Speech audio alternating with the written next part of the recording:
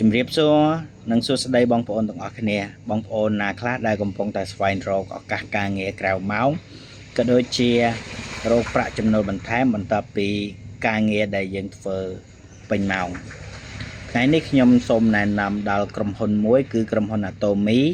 ដែលជាក្រុមហ៊ុនរបស់កូរ៉េហើយនឹងជាក្រុមហ៊ុនដែលមាន platform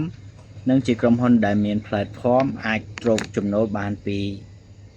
platform របស់ក្រុមហ៊ុនបាន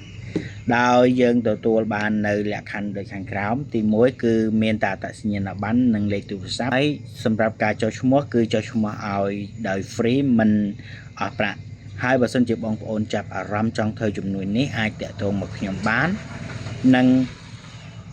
អាចចូលរៀនសិក្សាអំពីក្រុមហ៊ុនក៏ដូចជាការប្រើប្រាស់នៅផលិតផលរបស់ក្រុមហ៊ុនដោយយើងគ្រាន់តែទិញផលិតផលប្រើប្រាស់ហើយទទួលបាននៅ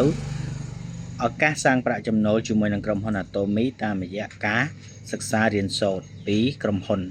និងអំពីថ្នាក់ដឹកនាំដែលគាត់បានបញ្យល់ណែនាំកុំឲ្យឱកាសនេះកន្លងផុតឲ្យសោះសូមបងប្អូនចាប់ឱកាសនេះឲ្យបានអាចតាក់ទងមកខ្ញុំបានខ្ញុំនឹងធ្វើការចុះឈ្មោះឲ្យបងប្អូនដោយ free មិនគិតលុយនោះទេក៏ដូចជាមិនចំណាយដើមទុនច្រើនក្នុងការចាប់ផ្ដើមធ្វើជំនួយ Atomy នេះដែរខ្ញុំជាអ្នកប្រើប្រាស់ក៏ជាអ្នកធ្វើជំនួយ Atomy មួយរូបដែរតាមរយៈការសិក្សាស្រាវជ្រាវជំនួយ